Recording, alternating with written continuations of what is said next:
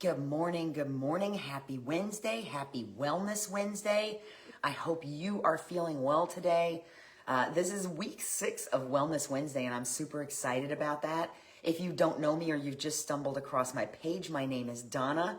I am a mom of a beautiful grown woman. I am a nana of amazing grandkids. I am recently retired from my job of 21 years. I am an activewear addict with an online business. And I am a huge wellness advocate for whatever that means for you.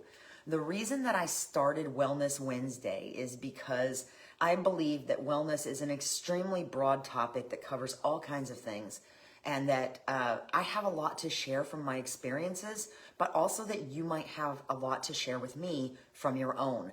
So the point of Wellness Wednesday is to talk about a topic every week. And if you have something that you would like to see covered, I'd love to learn.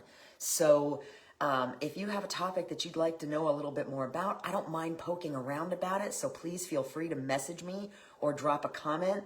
Of course, my 2 rules are no negativity and no politics. And I know that's really hard today because yesterday was the midterm election, but I really try to stay away from politics here because a lot of the time that just doesn't equate to wellness. So, good morning, Danielle. Thanks for joining me.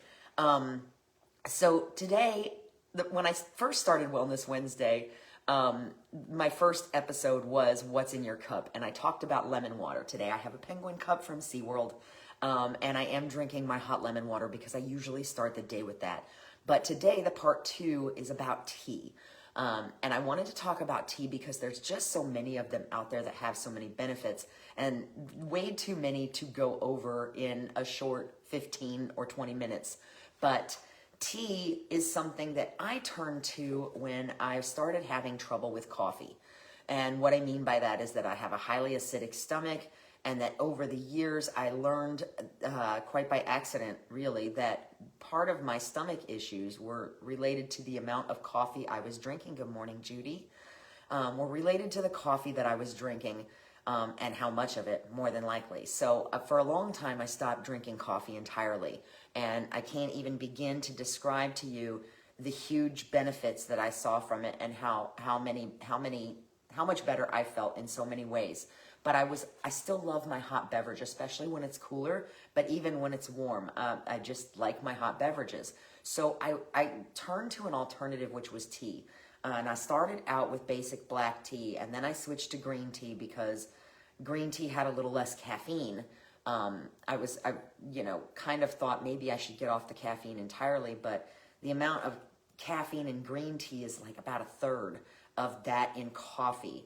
So I switched to green tea, and over the years, different things like menopause, sleep issues, etc., have led me to different types of tea. So I wanted to talk a little bit more about that today. There are some surprising health benefits of drinking tea. And what I'm going off of today, besides my own personal experience, and just a disclaimer, again, I'm not a doctor, I'm not a nutritionist, so I always encourage you to do your own research if there's something you want to try. But again, if you want to know more, send me a message, and I'm happy to do some poking around myself on anything that you're interested in. And if it's a topic that I can cover on a Wellness Wednesday, I'm happy to do that. So tea has a lot of benefits, and some of the herbal teas, of course, are not regulated by the government. So you have to be careful, and you have to know what you're getting into. And as with anything else, there is such a thing as too much of a good thing. But the number one thing I want to talk about with tea, besides replacing coffee, if you're just looking to get away from coffee and you're looking to get away from all that caffeine, again, black tea has about half of the caffeine that coffee does, maybe a little bit more, and green tea has even less than that. So a green tea is a great way, or even black tea is a fantastic way to reduce that caffeine intake, still get a little bit so that you're not quite feeling all the effects of that caffeine withdrawal, and help make that transition from coffee if you just want to get away from it entirely. Because when I stopped drinking coffee, I was even having trouble with the decaffeinated. So it wasn't the caffeine that was the problem. It was actually the acidic content, something in the coffee that just really gave me a lot of stomach trouble. So like I said, number one, let's talk about hydration. Herbal teas, green teas, can do a lot to replace water. If you are not a big water drinker, adding a cup of tea or two per day to your routine is going to give you that additional clear liquid hydration, if you will. Now, the higher the caffeine level in the tea, the more likely it is to be a diuretic. There are also teas out there that can act as diuretics, and that's something you want to be careful with if tea is one of your alternatives to water, so that you can try to stay hydrated. Number two, tea is very low in calories depending on how you drink it. Now, if you're buying it at the store, it's sweet tea, it's loaded with all kinds of stuff. Obviously, it's not necessarily going to be lower in calories than other drinks. And this is not in comparison to coffee. It's just a lower calorie drink in general. I'm very fortunate that I don't mind the taste of plain black tea. I don't mind the taste of plain green tea. I very rarely ever add anything to my tea. So hot or cold, depending on how you drink it, there is the potential to be very, very low in calories. In fact, a plain cup of tea often doesn't have more than 2 calories to it. So if you are watching your caloric intake, but you're looking for a beverage to sip on that's not water, there are a lot of teas out there that have very mild flavors that are kind of almost like just drinking flavored water, and you can totally muscle through those, especially considering their benefits, without having to add a lot of sweeteners. If I was going to add a sweetener to my tea, most of the time I try to use local raw honey for my allergies, and just because it's a little bit better for the body to process. Teas, number 3, teas have the ability to help reduce chronic risk. There are studies everywhere. I have looked at a few, but studies, the way they're structured, unless you have an extremely analytical mind, they're very hard to try to translate in 10 or 15 minutes. But there are some fantastic studies out there from places like Harvard Health about the benefits of tea, and some of those studies show, and I'm going to use the word may because that's the word that most of them use, may help reduce chronic illness and may help reduce blood sugar depending on the tea. So there's a lot of benefits out there, and there are benefits, good morning Linda, that are specific to the type of tea you're drinking, and definitely worth checking into. So if you're the kind of person that gets bored with the same drink, and that's maybe why you don't drink water, then there's a possibility to try 2 or 3 different teas and change them up. Another thing is inflammation. Green tea specifically is known to reduce inflammation.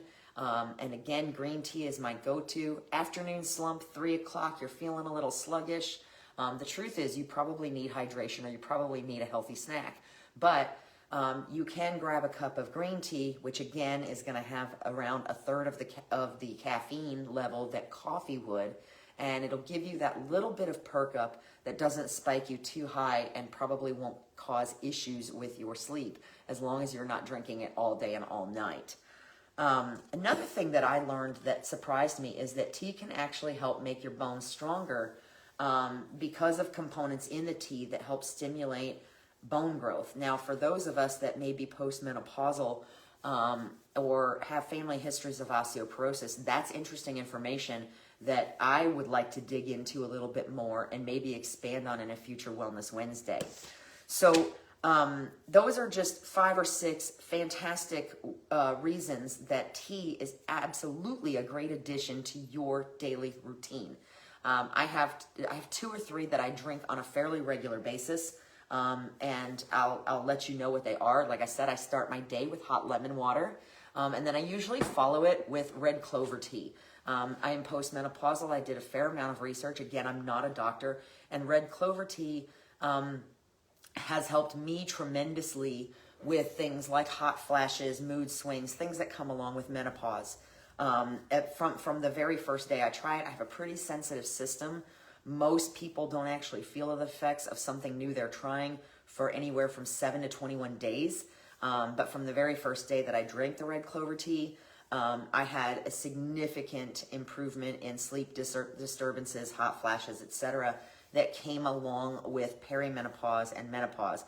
So it really has been my silver bullet. I absolutely love it. I'm more than happy to tell you more about it and give you some information that I researched about it if you want to send me a message. I won't go into too much detail here because, again, herbal teas are not regulated. So anything that I talk about for me, I would definitely encourage you to research for yourself. My second tea that I go to is green tea. And I usually have 1 or 2 cups of that a day, like 1 in the morning. I'm kind of a weirdo because I will make a cup of tea and then just keep, good morning, Lynn, and then just keep adding hot water to it until it's pretty much just hot water. So even though you can overdo it and you can drink too much tea, that's usually not the case for me. Good morning, Erica, because I'm mostly drinking hot water. It starts out as a cup of tea and then it turns into hot water. So I'm still getting plenty of hydration and water. But as I said, there are some things you can even, there is such a thing as too much of a good thing. So some of my other go-to teas, cinnamon or chai tea. What actually started the tea process was a lady that I worked with years ago. I had an upset stomach all day. It was really bothering me. I have a tendency, if I get gas, my body just doesn't get rid of it well, and I was kind of miserable. So she brewed some tea in the coffee pot and then put it over ice and said to me, the tannic acid in tea will neutralize the acid in your stomach. See if this makes you feel better. I didn't add anything to it. I just drank it because I was miserable, and it worked. It absolutely worked. Now, research later says, yes, the tannic acid in tea, there's a lot of benefits to it. So I started drinking the tea anytime that I had stomach problems. And of course, I was still drinking coffee at the time. So that was probably the catalyst for a lot of those. But ever since then, now, as time's gone on, I've tuned in. She gave me black tea and it worked beautifully. And it became my go-to. Even when I had food poisoning and I couldn't drink water or keep anything down, the black tea or a little bit of sweet tea often was all it took for me to be able to start keeping food down and neutralize my stomach a little bit. So that was amazing to me. And that's just my personal experience. Now, is it the same for everybody? No, but some of you go for ginger ale if you have an upset stomach, or ginger tea, and ginger tea is great too. For me, the silver bullet is usually some type of black tea or black tea with mint in it if I'm having that type of stomach issue. If I'm having a gassy stomach, most of the time chai tea or cinnamon tea does the job. I choose chai tea over cinnamon because cinnamon tends to be a little bit more bitter and usually requires a little bit more sweetener. But chai tea with a little bit of raw honey has been the silver bullet every time for any gastrointestinal distress that I may have had, you know, the kind that makes you blow up like a balloon and make you feel like you need a bovine needle. I mean, that may be too much information, but I'm just being real. I know I'm not the only one that's experienced that. If I feel that coming on, the first thing I do is go hit the chai tea. I do that before I touch Tums. I do that before I do anything else like that. Most of the time, chai or cinnamon tea with a little bit of raw honey is the silver bullet for that problem. A lot of people drink chamomile for sleep. That personally didn't help me. Again, everybody's different. So if there's a tea you want to try, I definitely encourage you to do the research yourself. Or like I said, send me a message. I like to learn new things. I like to poke around. So I'm happy to help with that, especially if it's something that I can then bring forward for a Wellness Wednesday topic at a later date. One of the other teas that I use about once a week is, and I'm not sure I'm pronouncing it correctly, it's spelled P-A-U, and then a small D with an apostrophe and Arco. I call it Pau de Arco. I don't know if I'm pronouncing it correctly, like I said. That is an anti-candida tea, which I have found to be very helpful with me. It's kind of a detox tea, so it's not something you want to drink all the time. That's what I mean by too much of a good thing. Some of these detox teas and diet teas, if you drink them a lot, they can promote kidney stones and a lot of other problems that you just don't want to have. But the Pau de Arco has been very helpful to me over the years, once or twice a week as kind of a detox, especially if I've been eating a lot of really crappy food, maybe drinking a little too much coffee because sometimes I still drink it. And when I do, I put Irish cream in it, which is full of sugar and fat. So sometimes I just need a little bit of a detox, and I find that once or twice a week with the Pau d'Arco does help tremendously. So that's my story about tea. I don't know if you are a tea drinker. I would love to hear what kind of tea you're drinking on the regular. If you're drinking it for a specific reason or just because you like it, you can drop that in the comments. If you want to know more about the red clover tea that I drink, send me a message and I'm more than happy to expand on that a little bit for you. Same with the Pau d'Arco. And that's what I have for this Wellness Wednesday. There is absolutely nothing wrong with replacing a cup of coffee or a soda, especially if you can replace a sugary beverage or something that's high calorie with a cup of tea. You might be surprised at the benefits that you find from it. And I hope that you found this helpful. If you did, please feel free to share it. I am here every Wednesday, right around 7 o'clock in the morning, to talk about whatever topic. I've pulled it out of my ear that I think is related to wellness. And of course, in general, the better we feel, the more well we are, right? Wellness is physical, spiritual, mental. So if you're like, I can't believe she's on here live, I could never do that, and you have a topic you want to know more about, just send me a message or drop a comment, and I'll be happy to do some poking around and talk about it at a later Wellness Wednesday. Until then, tell me what's in your cup. Tell me what your favorite tea is if you do drink tea. And let me know if you have any questions. Send me a message. I'm more than happy to help. Thank you so much, and I will see you on next Wellness Wednesday. Have a fabulous day.